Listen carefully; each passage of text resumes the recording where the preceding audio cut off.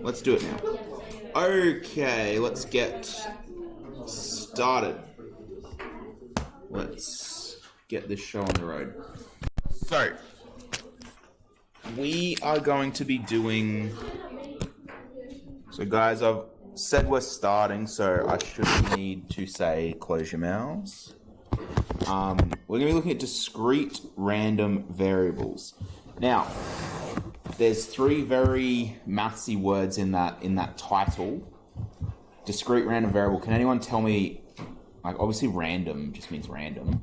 What does discrete mean in maths? Subtle. Sorry? Simply. Oh, subtle. Yeah, that's not really the maths definition of discrete. That's more like the English definition. Like if you do something discreetly, it's like on the sly, you know. You would have learnt about discrete in probably statistics previously, where you're talking about different types of data. If something's a number, that number can be discrete or continuous. Oh, we learned that. Does not ringing any bells? Yeah, we did that. Yeah, I know you did it. I just do you remember what it is though? Yeah. Probably just Okay, so something is discrete.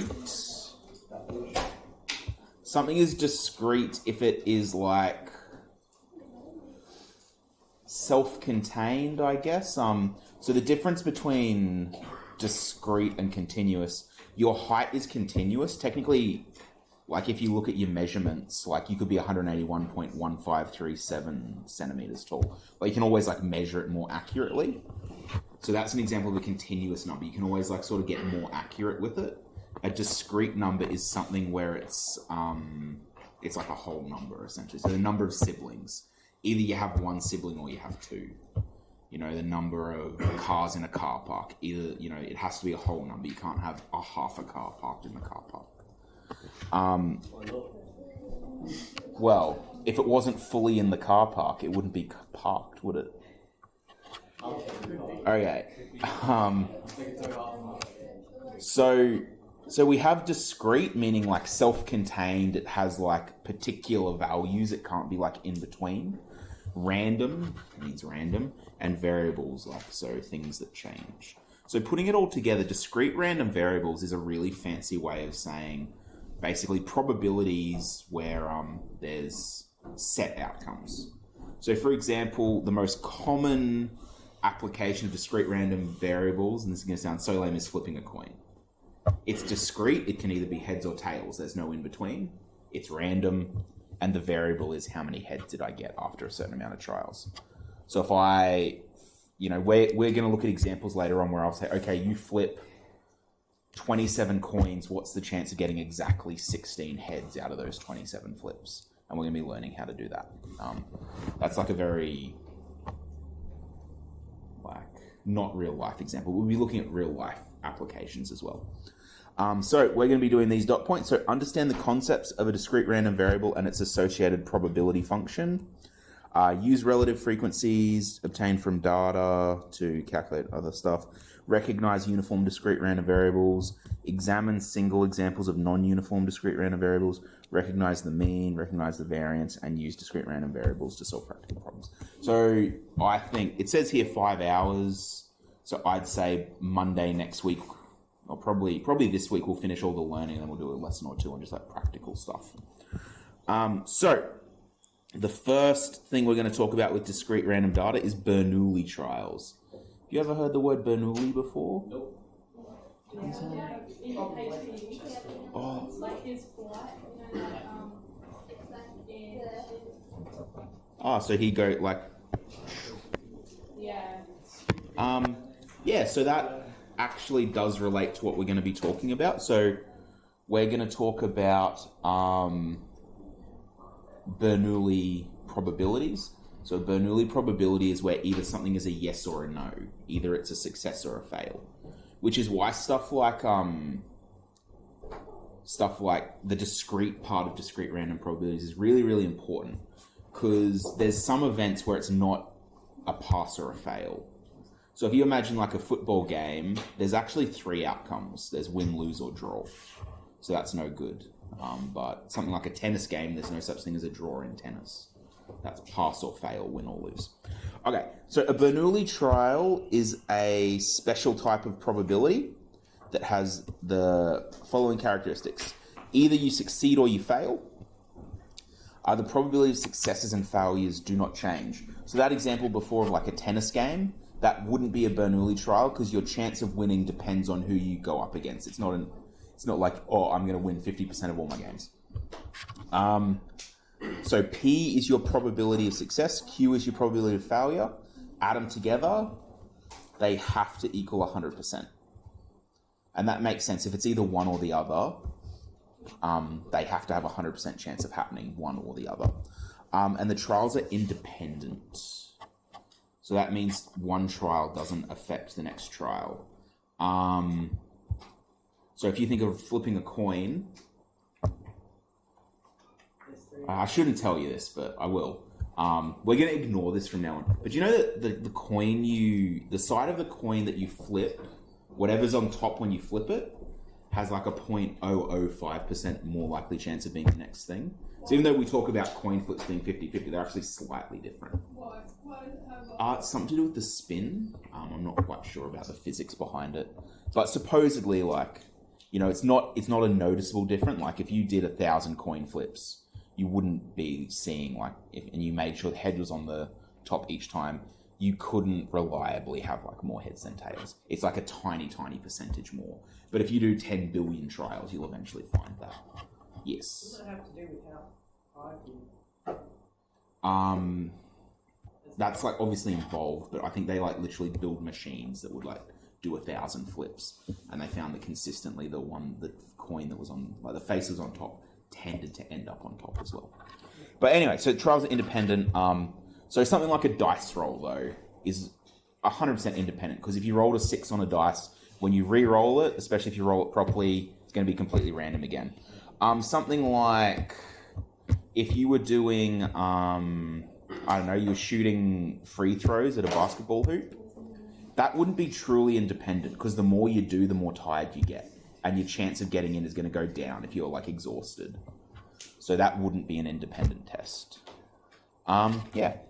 So a coin flip is an example of a Bernoulli trial. So show the possible outcomes of flipping a coin 1, 2, 3, and 4 times. How could we do that? How have you done that in the past? Think like year 9. A table? That will work for 2. It won't work for 3. Because 3, because if you have like the rows being the first coin, columns be the second coin, that won't work for 3. There's a particular type of diagram you learnt how to do in tree diagram. You could do that for 1, 2, and 3. So let's do that. Let's do it. Just for old time's sake. So coin 1.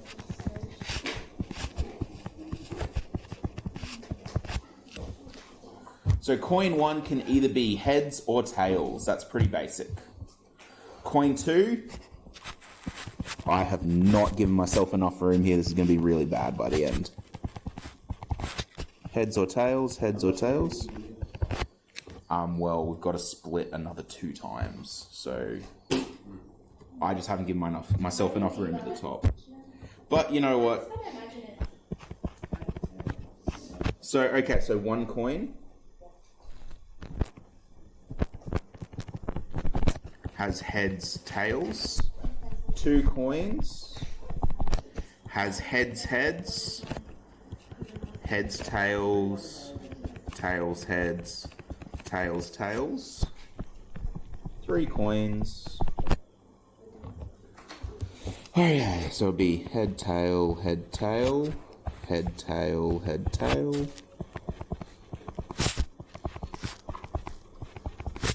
My previous enthusiasm for doing this is very much diminished, I'm not going to lie. So we can have heads, heads, heads. Heads, heads, tails.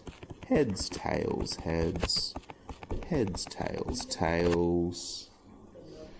1, 2, 3, 4. Tails, heads, heads. Yeah, we'll get there. We will get there. I'm just writing down all the possibilities. Tails, head, tails. Tails, tails, heads. Yeah, but so it says show the possible outcomes for flipping the coin 1, 2, 3, and 4 times. So I'm just showing the outcomes for 1, then for 2, then for 3, and then we'll do the 4th. So then we have coin 4. 16 times 6. Not overly. I might do this one at the end. Oh my god, why did I do this? 12 times 6. You got me there. Yeah, why are we doing this? Basically the reason we're doing this is because there is a better way. Heads, tails. I'm just writing that down. So, that's what it looks like. There is a reason we're doing this, by the way. Okay, let's do 4 coins over here. It will help us to write it all out. So 4 coins. Heads, heads, heads, heads. Head. Oh my god. Actually, I'm gonna try that. Give up, sir. Never give up. My parents did not raise a quitter.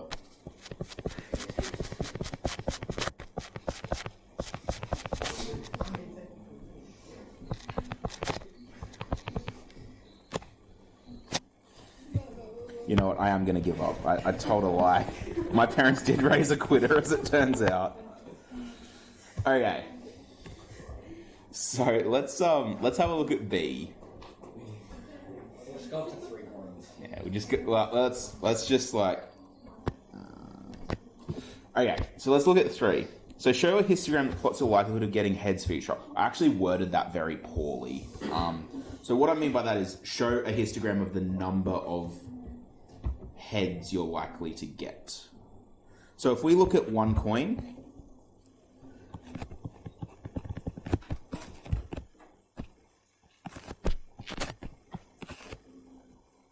oh sorry, 1 coin. You can either get 0 heads or 1 head. Is that correct? What's the outcome of each? 1.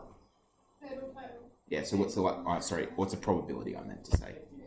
50%. So we always do our percentages as a decimal because we're big bad math method students. So this would be what the histogram of 1 coin looks like, correct? They just be, you can either get 0 50% of the time or 1 50% of the time. That's how many heads you're getting. So this bottom one is just number of heads. Let's look at 2 coins. Okay. You can have head, head, head, tail, tail, head, tail, tail. So you can have up to 2 heads. Are these histograms? Yep. So you can have 0, 1, or 2 heads. How many ways can you get 0 heads? 1 way. 1 way. Out of how many ways total? 4. 4. There's 4 different outcomes. Only one of them do you get 0 heads. So that's a 25% chance.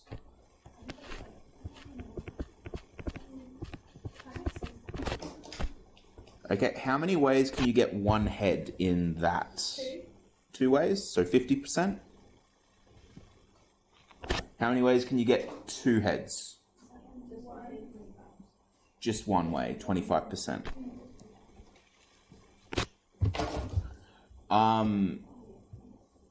So both of those histograms so far have been symmetrical.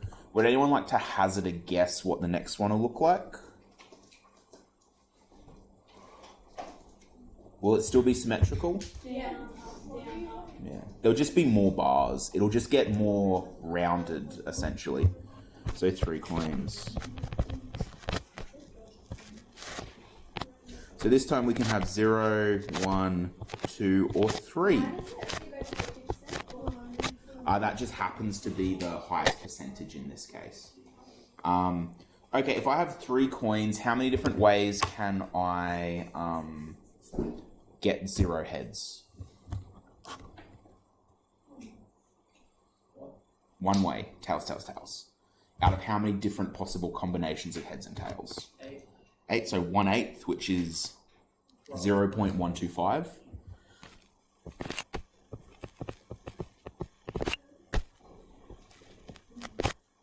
How many ways can I get one head when I flip 3 coins? How many of those different outcomes only have one head in them? 3.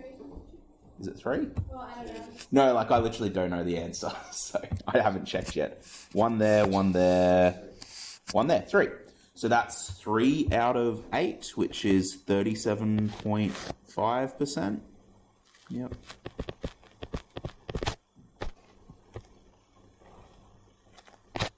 How many ways can I get 2 heads? The graph's symmetrical. So what fraction was that? Sorry? What fraction was it?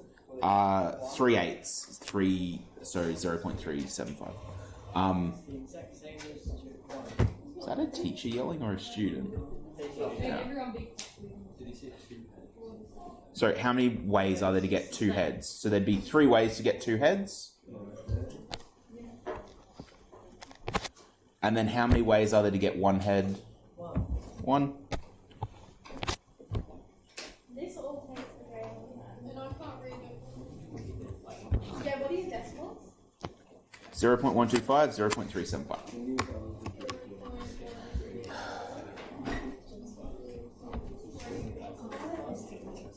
375.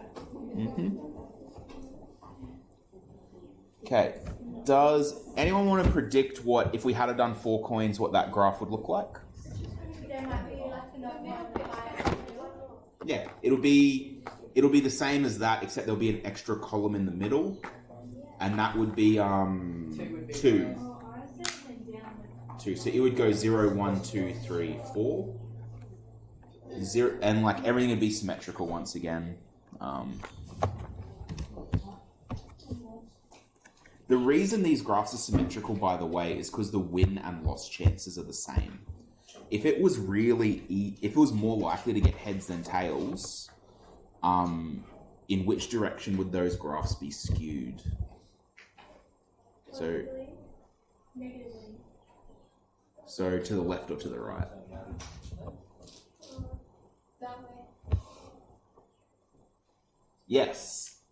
To the right. Yeah, to the right. Because you'd be, if your chance of getting heads was higher, you'd expect the graphs to be more over the top end rather than the bottom end. And we'll look at that, I think, very shortly. Okay. So, basically, the big idea we're going to try and get through to you guys is that there's this thing called a probability distribution. So there's essentially a function.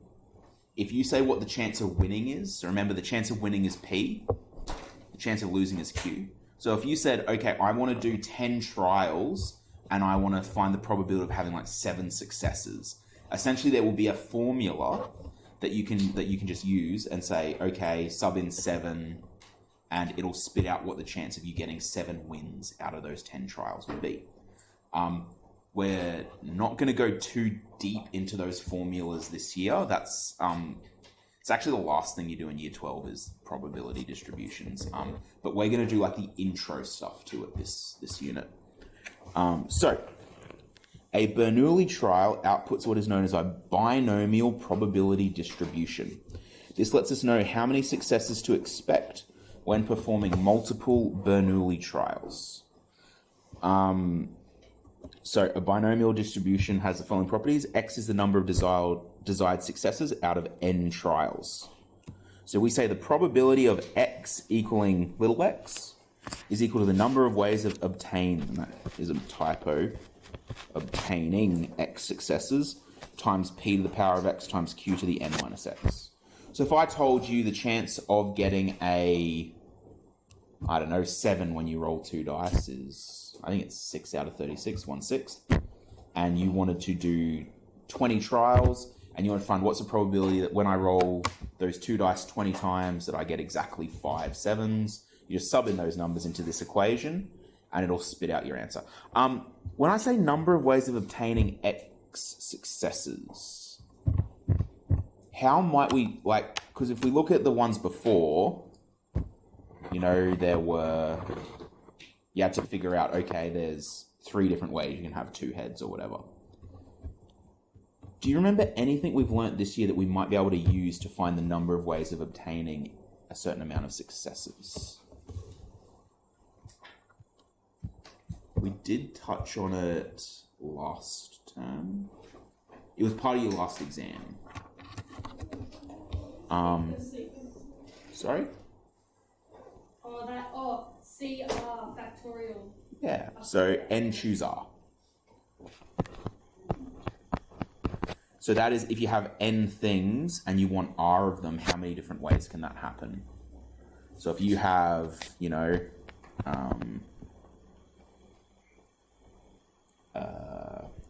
there's 5 different flavors of ice cream and 3 scoops of ice cream per cone, how many different combinations of ice creams can you have or something? When we do n choose r, how do we calculate that mathematically? Isn't it n factorial over? I believe, now I haven't looked this up today, but this is from memory, is it r factorial times n minus r factorial? Is that right? Yeah. Yeah, I believe that is correct. I'm gonna check. No, I just know there was the minus. No, like I 100% encourage your skepticism. It has been a while since I've looked at this. So basically, when in those brackets it says number of ways of obtaining x successes, you can then rewrite that rule. N choose x times p to the x times q to the n minus x.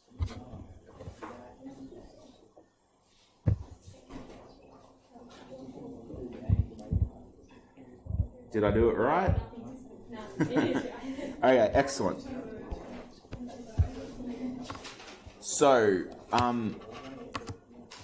know this is not only for a Monday afternoon, but the first day back. This is a lot of stuff to throw at you, and it's very heady, but there's no help for that, unfortunately. So the other thing to be concerned with is the order of successes don't matter. So if you needed to win the first 7 trials, you'd have to use a different thing that we don't touch in methods. I think they touch it a little bit in specialist, but we don't need to worry about it. So there's 2 ways you can solve these problems. Because you're going to have probabilities raised to powers, this isn't really a tech-free type of problem, because I don't expect you to do 0.8 to the power of 15. That's not fair on me to expect you to do that without technology. So these will be using calculators. Now, I've also said tables.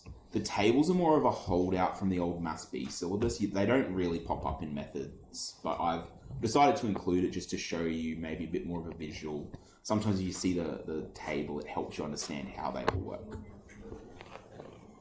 So, let's have a look at this table. Let's just look at the top row. Let's just look at the top row. Now, I've told you the rule is n choose x times px times q to the n minus x. What's p again?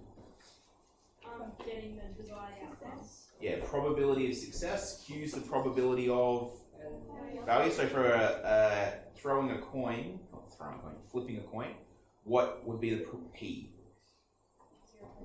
0.5, and q would also be 0.5. If I said, I don't know,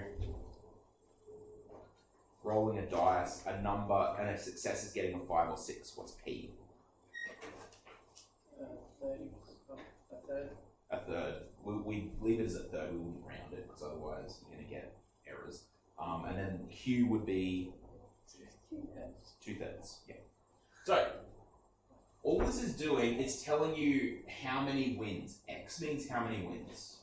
So if you have one trial, you do that coin flip or whatever experiment it is exactly once. If you have a probability P of winning of 0.1, you are going to get no wins 90% of the time, and you're going to get one win 10% of the time. That makes sense, doesn't it? If your win chance is 10%, you only do one trial, you'll win 10% of the time, you'll win 90% of the time. If you then do 2 trials, 2 trials. The chance of getting no wins is 81%. The chance of getting 1 win is 18%. And the chance of getting 2 wins is 1%. Yeah, that adds up to... Yeah, that adds up. Cool. Let's look over here. So that's, you know, all of these ones go down here. So if we look at, you're going to do 4 trials with a win chance of 10%. The chance of getting no wins, if you do 4 trials, is 65.6%. The chance of getting 1 win is 29.2. 2 wins is 4.9%. 3 wins is 4%. 4 wins is actually less than 0.1%, so I just listed it as 0. Are you guys all right with that? Because that is a big idea to get your head around. You guys are again? Yeah. Okay. So our columns tells us how many trials we're going to do first. Then the other thing in our columns tells us the chance of getting that many wins. So in this, let's look at this one here, 4. This is saying there are 4 trials and the chance of getting 0, 1, 2, 3, or 4 wins. If you have a win chance of 10%, the chance of getting no wins when you do 4 trials is 65.6%, 0.656. The chance of getting 2 wins is 0.049%. And the chance of getting 4 wins is almost non-existent. They've listed that as 0. If you then change the percentage of winning, if you change the percentage of winning, so you change P from being 10%, which is really low, to let's say like 75%. Let's look in this column now for our, so we're still doing 4 trials, and we're seeing the chance of getting no wins, if you have a 75% chance of winning, is only 0.4%. And that makes a bit of sense. If you do 4 things where you have a 75% chance of winning, you do 4 things in a row, the chance of not getting at least 1 win is super small. Super, super small. The chance of you getting 1 win, 4.7%. The chance of getting 2 wins is 21.1%. 3 wins is 42.2%, and the chance of winning all 4 of those is 31.6%. You could take those values and do a little histogram, the same as we did for our coin flips, and it would show you what the likely outcomes are for each one. Okay, so this information over here is, I lost my train of thought. Yeah, this is just what I explained. So to use a table like this, you need to know how many trials, how many successes you are finding the probability of. A more in-depth table is located on page 424 of your textbook. I think that might actually be for my last school's textbook. I'll have to check that. So if you had a Bernoulli trial that repeated 7 times, and the probability of success was 0.3, well, let's look it up. So I'm doing 7 trials. 7 trials. 0.3 is my chance of success, and I want to know 6 successes. So 6 successes. 0.04%. Okay.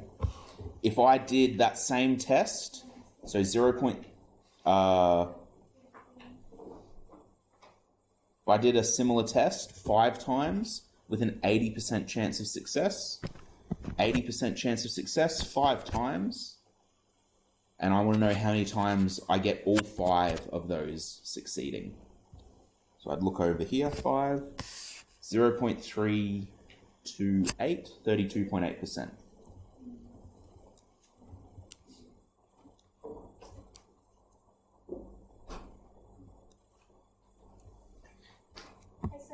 Yes.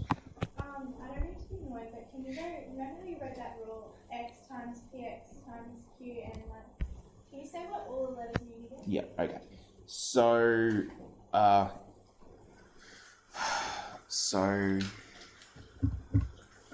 this is always a really awkward one to understand. So P just means probability. X is the number of desired successes. So big X is the number of successes you want, and little x is the number of successes that there were. So if we're looking up the top here, Leah, so just in the rule. So the probability that big X is equal to little x, we're saying that the number of successes we want is equal to the number of successes we got. So the probability that we got what we want is basically what those brackets are saying in a really confusing way. The probability that we get the number of successes that we want is equal to the number of what different outcomes there are. The number of different outcomes there are, or the number of ways we can get that many successes, times probability to the number of those successes, times our failure rate to the n minus those number of successes. So I'll give you an example. Actually, let's do an example. So you know how over here, this one, let's use our rule to... So I don't think I made that very clear before. The reason I'm showing you that table, that entire table is generated using that rule above. But it's just stepped out in a visual format so you can just see without having to put it all into your calculator. But if we wanted to do this one down here, a similar test was conducted 5 times with an 80% chance of success. Let's do our rule. So the probability that the number of successes we want is equal to the number of successes there are is equal to n choose x. In this case, what is n? How many trials are there? 5. How many successes do we want? 5. Because I want to find 5. Sorry, instead of doing... I'll write out the full rule. N choose r times px times q to the n minus x. Well, n choose r, there's 5 trials, and I actually want to get all 5 of them. Times p. What's the probability of success in this trial? 80%, so 0.8. And I've said I want to succeed 5 times. X is equal to 5. If my win chance is 80%, what's my lose chance? 0.2, 20%. And n minus x? 5 minus 5, yeah. So which is 0. Okay? N is number of trials. Yep, n is number of trials. Oh, sorry, that should be an x in my bracket, not an r. I apologize. Yeah, so if you have 5 things and you need all 5 to be successes, how many different ways can that happen? Just one way, because everything has to succeed. So that's going to be 1 times... Now, I don't know what 0.8 to the 5 is, so I'm going to leave it there. Anything to the power of 0 is also 1. Yeah. Sure. So all you need to then figure out is what is 0.8 to the power of 5? Well, it would just be 0.85, wouldn't it? Because Yeah. it's times 1. Oh, wait. I thought it was 85.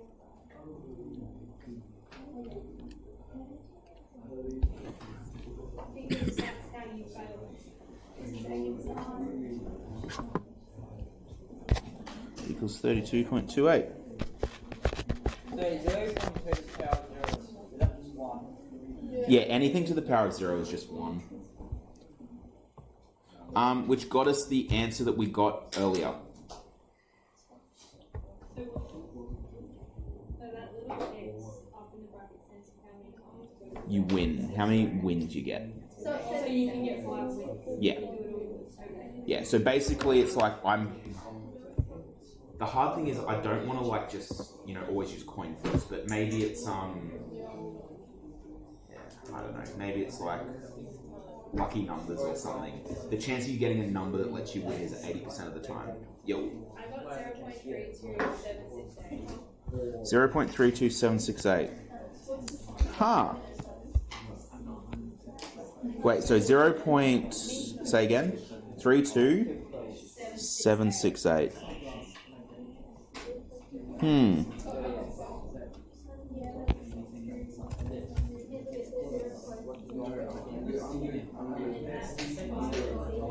Whoops.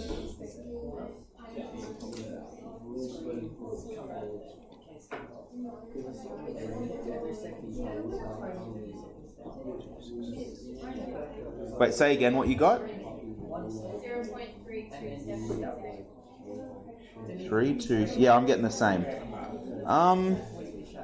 Yeah, I'm not sure why. This is a very old table over there. They perhaps had like some weird rounding stuff going on. I'm not sure. They also like might have used a formula that only approximates. It doesn't get it quite there. We're going to be using that that method, the numerical one. We're not going to look at the tables anymore. Okay. So, ladies and gents, we're not actually going to use the table. We're going to do it the mathsy way. I'll just wait. Still waiting. So let's have a look over the page. We're going to create a table, a probability distribution, showing the number of wins for a trial completed 4 times with a win chance of 0.5. So win chance of 0.5, what's a real life situation that's like? A coin. Interestingly, boys and girls aren't 50-50. I think girls are slightly more. It's like 49.7, is it, or 45.7 or something? Oh, yeah. I misspent my youth learning unimportant things instead of having a good time. Okay, let's do this.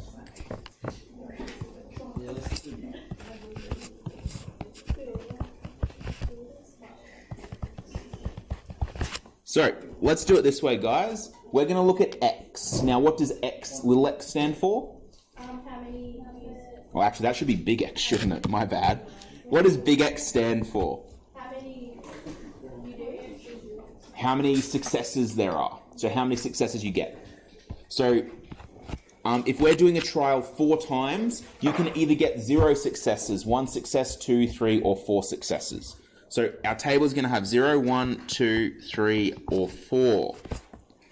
Now the probability that x equals x for no wins is going to be equal to n choose x. What's n? How many trials? How many trials are we doing here? 4 choose how many? 0 times 0.5 to the power of what?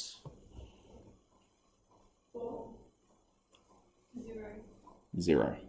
Because to the power of how many wins we're getting, which is 0, times q, which is in this case 0.5 again, to the power of n minus x. So in this case, n is 4, x is 0, 4 minus 0 is 4.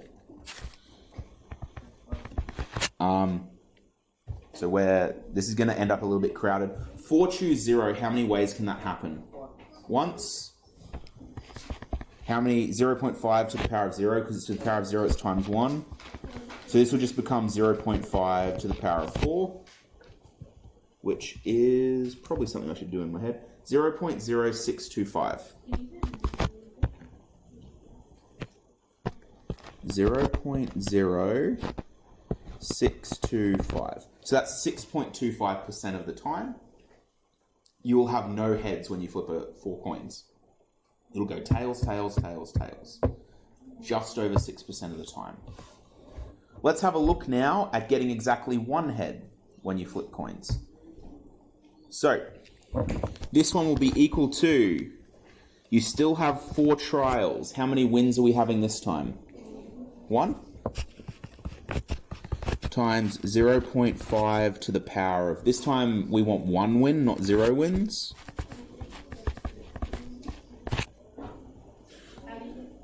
The 3, because the power of that, it's q to the power of n minus x. Also, I've got to do 4 take 1. Yeah, it's kind of similar to, you remember when we did, binomial, how you, the powers always added up to n? Like, so this one, yeah. Is it, that makes So it's the same sense. thing. That's pretty cool. This is actually super related to binomial theorem. Okay, 4, choose one. If I have 4 things in my lunchbox and I only want to have one thing for lunch, how many different lunches can I have? 4. 0.5 to the power of 1 is just 0.5. And 0.5 to the power of 3 is some other number, I don't know. Can someone put 4 times 0.5 times 0.5 to the power of 3 into their calculator and tell me what you get? That would be,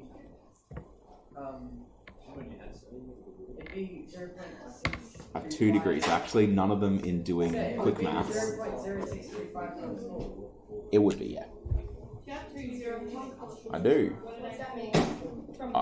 I have an arts degree in which I studied mathematics and history, and I have a degree of secondary education in which I studied secondary education.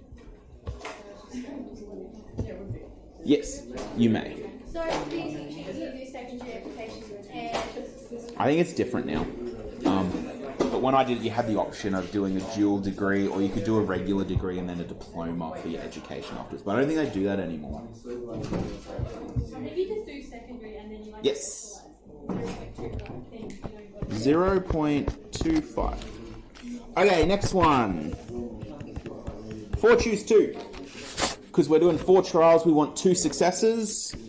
Times 0.5 to the 2 times 0.5 to the 2. I don't have my graphics calculator here to demonstrate for you, but I will tell you something quick mathsy that you can do that'll make stuff like this super easy. If you go into your y equals 2 button, you could put the formula for 4 choose x, and instead of putting in what x is, just use the letter x times 0.5 to the power of x times 0.5 to the power of 4 minus x. And then if you just looked at your table, it would tell you all of these without having to redo all the working out. So if you put it in your calculator like this, so y1 equals 4 factorial. yeah, it's every second. So that doesn't need a bracket around it.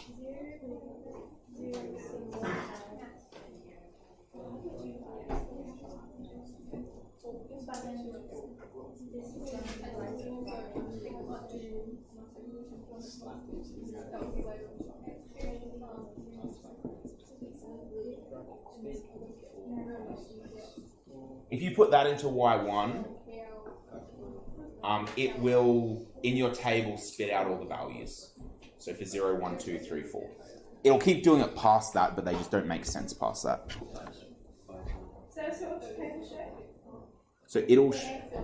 So you know how we've got 0.065, 0.25, then whatever the next one will be, it should tell you just what all those ones are. I think we've done it wrong. What's the second one? Let's look what you got. 0 Oh, did we...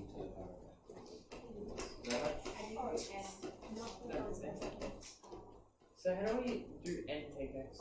You didn't do x factorial. I think it's so 0.5 4 take x. Yeah, sorry, 4 take x, that's right. Sorry? My apologies, I got caught up in my thinking. Anyway, what is the chance of success if we have two wins? 0.375. And then these ones will just be symmetrical.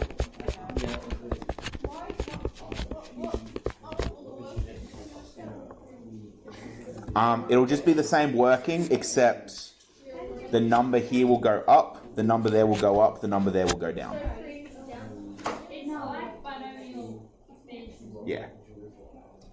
I firmly believe in not doing working out if you already know the answer from somewhere else. And we know that because this one has an even win chance. Well, then you can work Oh, so good. That will put back down. Yep. That is so cool, like how it's so like that. I don't like it.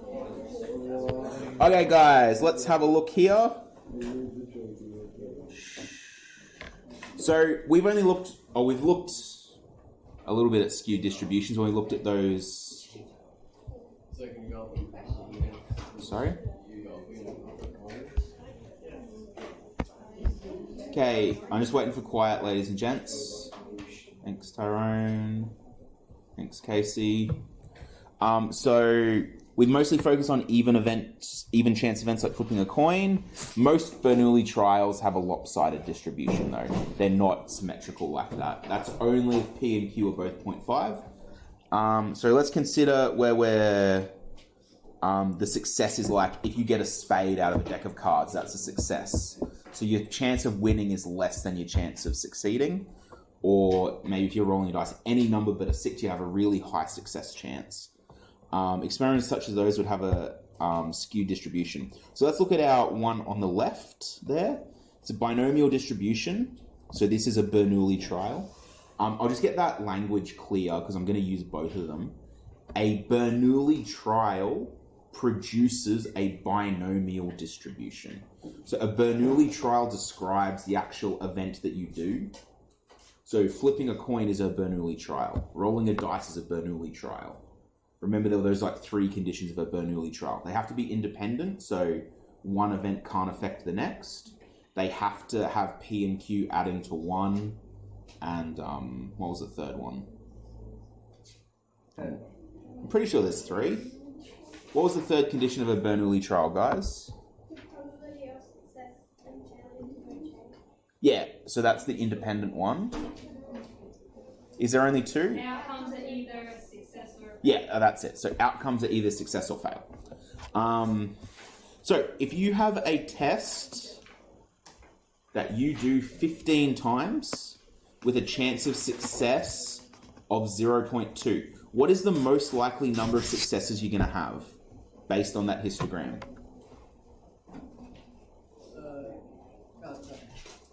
If you have 15 trials, this is showing you the percentage likelihood of getting 0 successes, 1 success, 2, 3, 4, 5, etc. If you have a 0.2% chance to do 15 trials, how many trials would you expect to win most commonly? 3. Why is that? Because it's the tallest. Would you expect to get more than 8 successes? We're talking about like 0.000 like percentages there. They're very, very small. I would say if you were advising someone on like gambling or something on this game, you'd say expect between like 2 and 4 maybe wins. No, I wouldn't expect outside of that range really. On the next one, this is the opposite case. Instead of having a 20% win chance, you have an 80% win chance. How many trials would you expect to win out of 15 with an 80% win chance? 12. Does that mean you're definitely going to win 12? No. There's a decent chance that you win 11 or 13 or 10 or 14. There's even a reasonable, like it's not unforeseeable that you get 8, 9 or 15 wins. But would you expect to get less than like 6 wins? That would be super duper unlikely. And then this is just an even distribution. So that's like, let's say instead of having a like 80% or a 20%, you're 50-50. So that's flipping a coin. If you flip a coin 15 times, there's an equal chance of getting either 7 or 8 heads. And they're the most likely. Everything's pretty much possible. You wouldn't expect either 0 or 15 heads though. Is essentially all that means. Let me see. What is our time, guys? 2:27. I'm not going to go into standard deviation today. I think that might be a bridge too far. So let me just. No.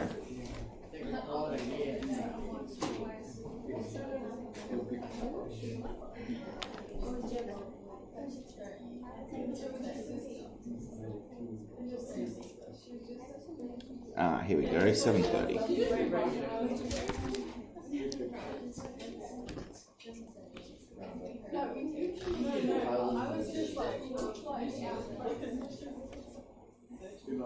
Okay, can I get you to go to page 734 and have a go at those questions there?